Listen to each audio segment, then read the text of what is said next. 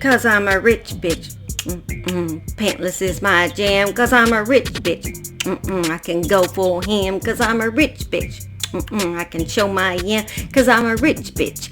Everybody says yes, man, 'cause I'm a rich bitch. Rich, we buy whatever we want, whenever we want, with no spending limit. We're rich. We only eat non-GMO, grass-fed organic food from Whole Foods. We're rich. Our daughter's only 4 and she has her own Tesla. We're rich. We have an elevator in our house. We're rich. We even have sinks in our bedroom. We're rich. Our chandelier's bigger than we are. We're rich. Our books have their own belt.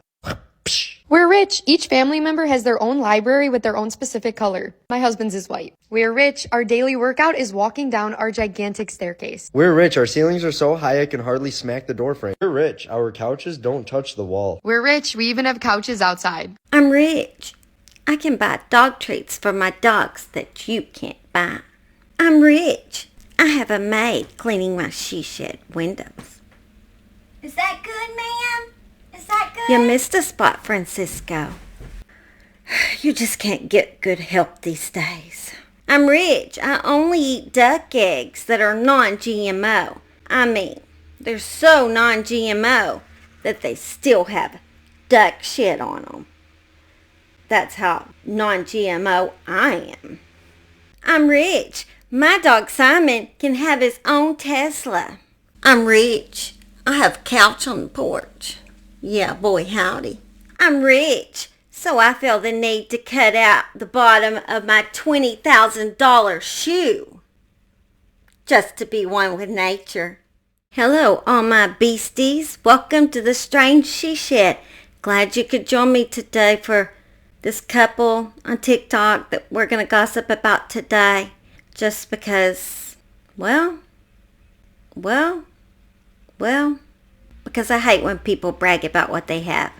Come with us to get Noelle a Louis Vuitton bag. We went to this mall that has a bunch of different designer stores. There's Prada, Dior, Louis Vuitton, Gucci. So we let her look around a little bit to decide if she really wanted a Louis Vuitton or if she wanted something else. She thought these little Gucci wallets were so cute. And she did like the purses at Dior. She really liked this black one. But she still said that she wanted a Louis Vuitton purse. So before going to the actual store, we looked in the section that had vintage purses. There were a few cute ones, but nothing that she actually wanted to buy, so we went to the actual store. Everything in here was so beautiful, and I knew it was going to be hard to choose just one. There were so many unique bags, like those ones at the top with the dots all over it, and I love all the different shapes. Noelle thought these were so cute. We wanted to get her one that would last forever. That's why we like investing in these bags, plus the prices of them always go up. She loved those boots too. The red and pink were so cute. Overall, it was so hard to choose, but I think the one we got is absolutely perfect for her and is something she'll wear forever, so we'll do an unboxing soon. My dog, Simon, he owns a Louis Vuitton. He takes it everywhere we go. Every four-wheeler trip we take, here he is dragging his Louis Vuitton. Vuitton. Yeah, that thing. Everywhere we go. Because we can do that. We're rich. Get ready with me to go buy our 4-year-old a Tesla. What you're thinking, you're like, you bought her a Louis Vuitton, now you're buying her a Tesla, what's going on? Yeah, it sounds kind of crazy, but it's really not. One thing that I've learned from being a parent is that time goes so much faster than you think it will. She's already 4 and it feels like those 4 years just flew by, so before we know it, she's going to be 16. So this is our plan. We're gonna get her a car now and then keep it in storage so that the day she turns 16 or 15 and a half, whenever you can drive, she has that car ready for her. We don't have to worry. We won't have to worry about that car not being around anymore. Like, what if Tesla stops making it?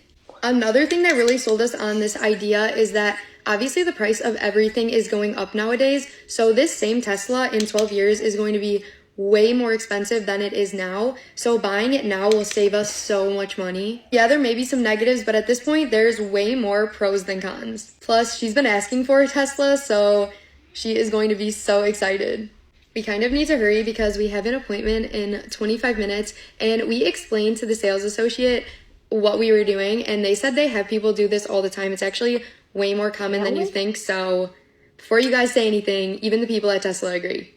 I'm so relieved because she wants to wrap it pink, so we don't really have to worry about what color they have because we're going to wrap it anyway, so that is going to relieve so much stress from the buying process. Plus, we're paying cash, so this whole thing should be pretty quick and pretty easy. And if everything goes smooth, I think we are going to end up going back and getting another one for Beanie. So we will see you guys when we get there. get ready for me. Oh, get ready with me to go buy my dog Simon a Tesla. I mean, he's going to be 4 next year. And he really needs a Tesla because time flies. I mean, before you know it, he'll be 5.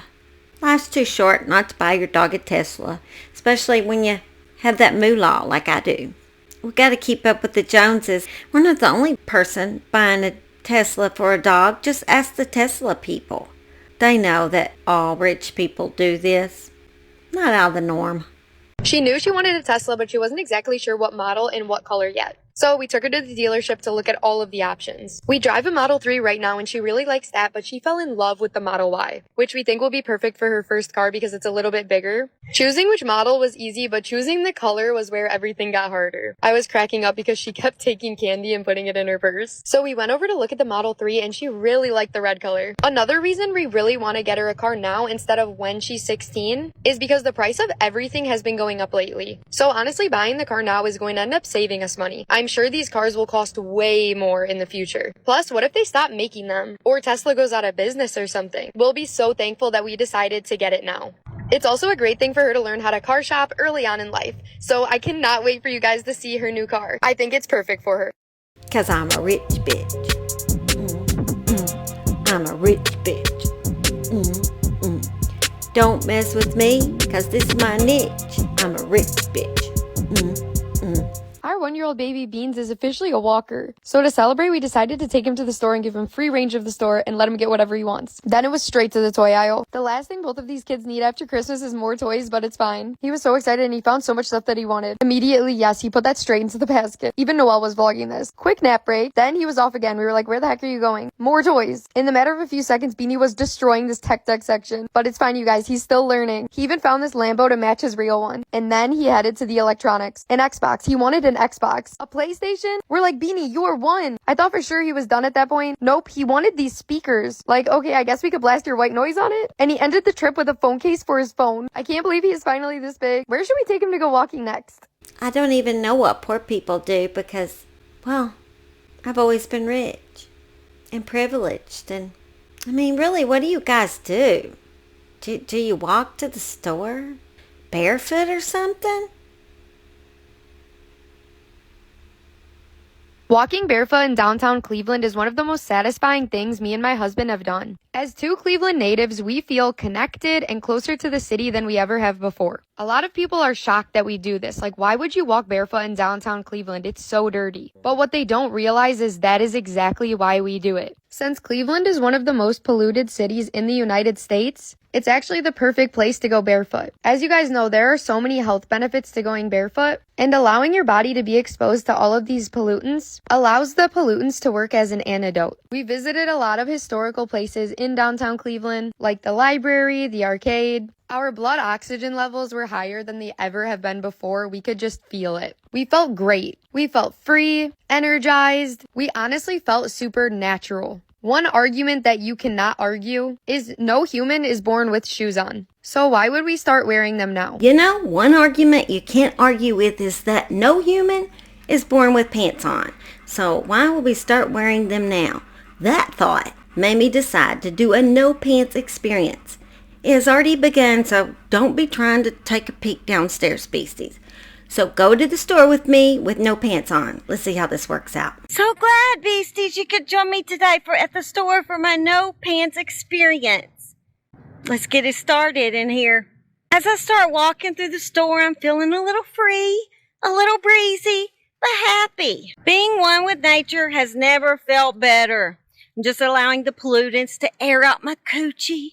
I'm not caring at all what looks I'm getting or what looks you're giving me, beasties, because this is a lifestyle I just decided to choose. And I decided to air it to all of TV because who would be inspired by my polluted coochie if I did this incognito?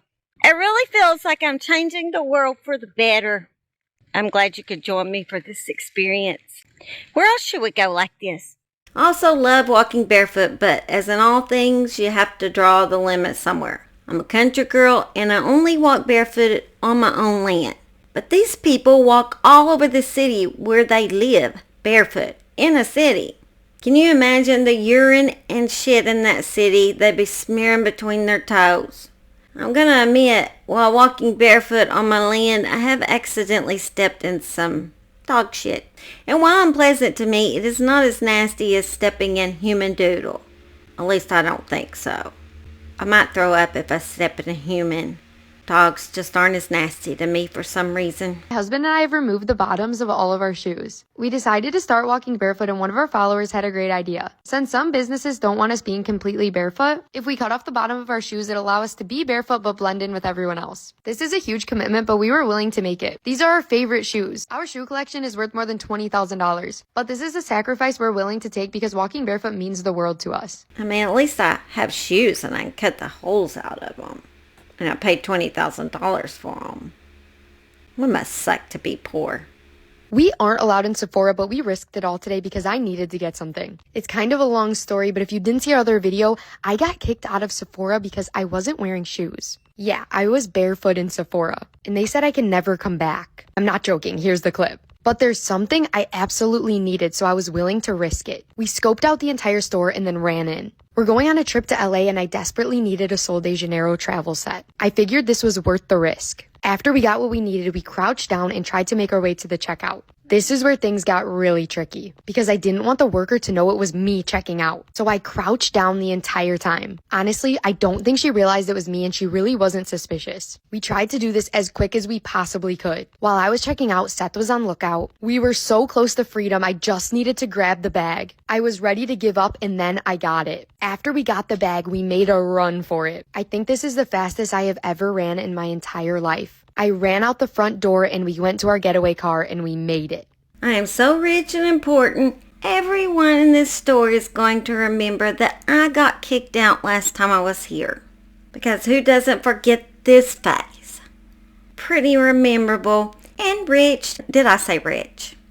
I mean rich. Come with us to get a tattoo in honor of going barefoot. My husband and I have made the decision to stop wearing shoes indoors and outdoors. So this tattoo is going to be a memory of embarking on this journey. It was a spur-of-the-moment decision and we did not have an appointment, so when we got in, we were hoping that they'd be able to get us in as a walk-in. We had just finished a barefoot session while running our errands and stopped in the first tattoo shop that we saw, so we just hoped for the best. Going barefoot is a decision that has definitely changed our lives. Yes, people are judging us for it, but it's something we're really passionate about. That's why this tattoo has a lot of meaning for me. I know when I look at this tattoo, I'm going to remember why I started, why I made the decision to go barefoot, and why I want to keep going. The stencil turned out perfect. I double checked it just to make sure it was everything I could have ever dreamed of, and it was, so we started on the actual tattoo. The tattoo was painful, but so is walking barefoot in Ohio in the winter. This tattoo is going to remind me why the pain is worth it. Every ounce of my body wanted to give up. I'm not even joking, I almost stopped after it just said Foot Queen. But I pushed through the pain and I'm so thankful that I did. I already have a few tattoos and not a lot of them have meaning to me. But when I saw the finished product of this, I literally shed a tear because this is the most meaningful thing I've ever gotten tattooed on me. I think the tattoo turned out absolutely perfect.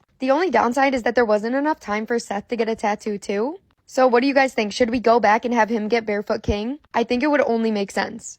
This is the finished product. I think it turned out perfect, but let me know what you guys think. I'm so happy. Which one of y'all is going to be the person to tell her that she actually spelled barefoot wrong? She does not have a barefoot. She is barefoot.